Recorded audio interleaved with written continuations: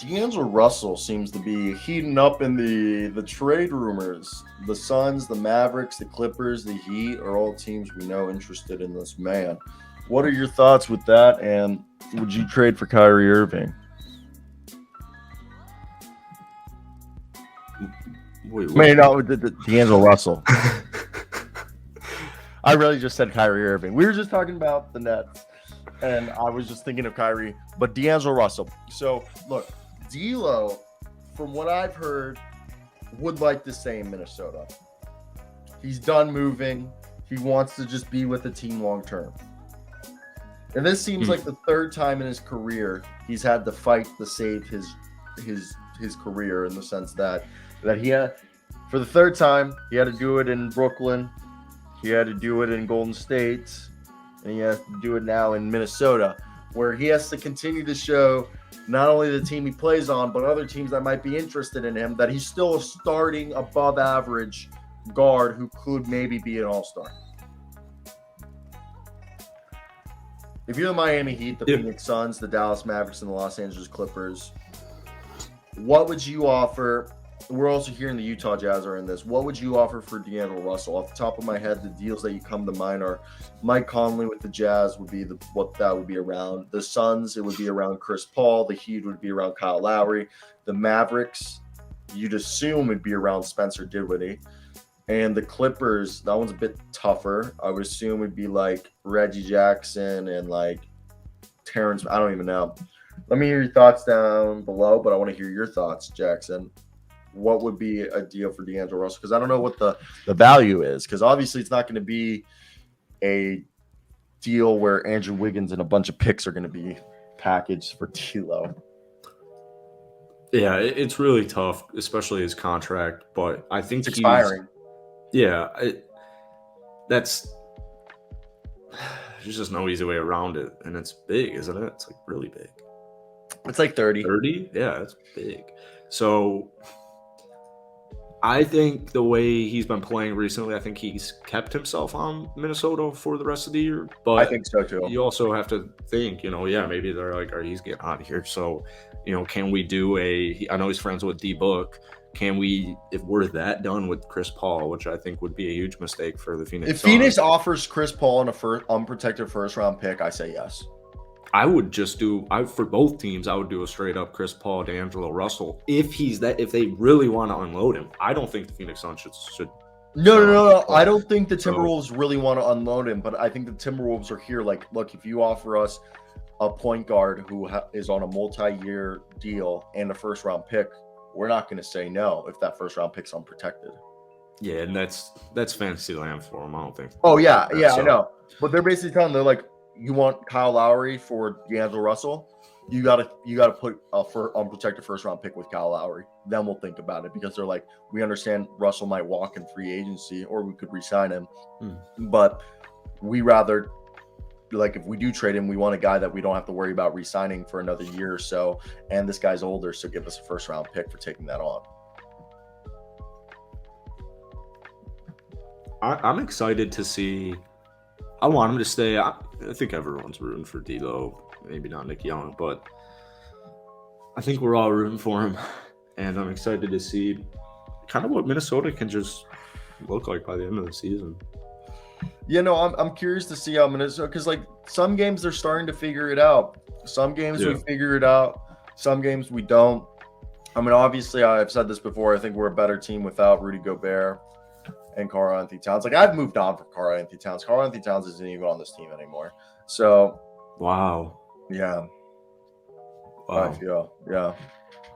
Tell me about it. What do you think? Are you still believe? Well, I've never been a big believer in Cat, and I've actually never thought that this would work out. But I don't know what you do. I do think the Rudy Gobert experiment has been slowly but surely, as you're saying, it's inconsistent.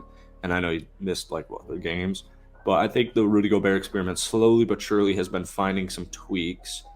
And it's, you don't want to go in the paint when he's out there, and he's starting to put up some more points. They actually are better defensively with Rudy Gobert on the floor.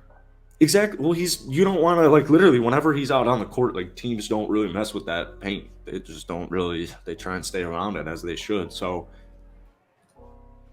I don't think Minnesota's going to win a championship, but I do think Cat makes you better, and it's going to be up to Chris Finch and all of the players and all the coaches to figure out how they can make that happen.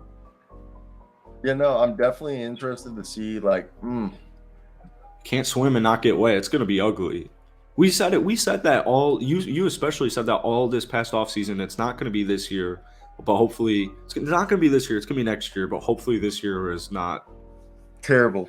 A wash. Yeah, exactly. Yeah, no, that was the whole point. Yeah, I knew this was never going to be. We do this trade and it happens. It was always going to be.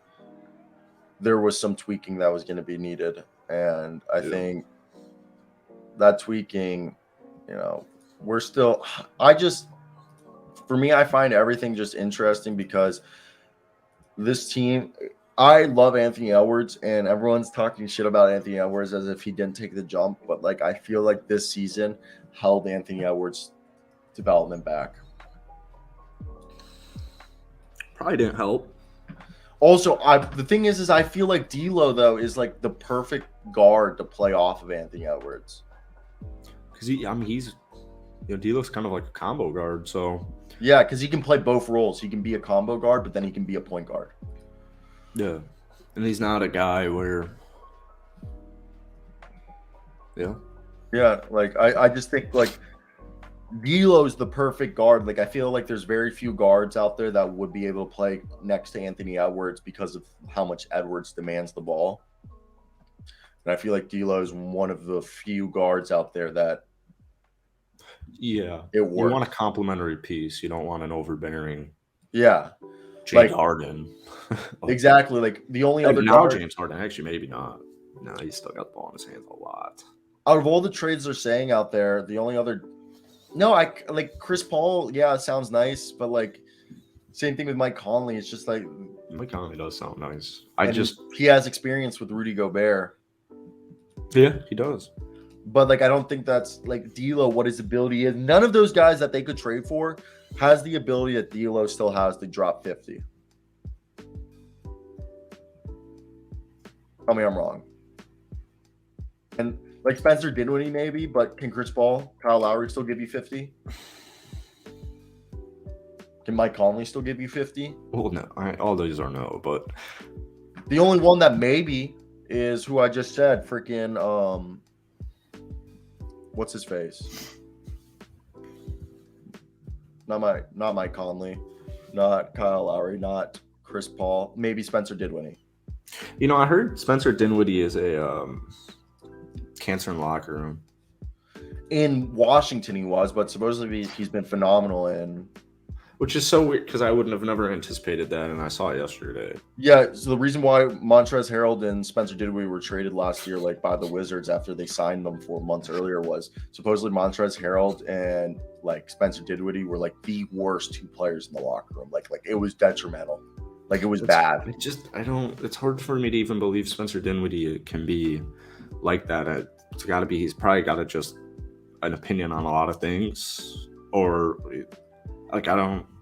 You know what I'm saying? It doesn't make sense. Looks like he was born in the wrong era with his stash. It's like this is probably an old soul, an old gentleman. No, you know who's an old soul? Jaylen Brown.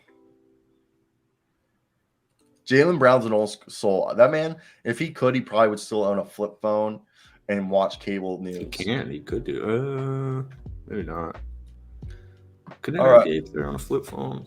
I mean, Andrew Luck had a flip phone. I think Andrew Luck still has a flip phone. Yeah, that was like 10 years ago, though. The world changes every year, and it's slow and it's incremental, and you definitely can't tell on a year-to-year basis. So, like this year will be completely different than last year. The Miami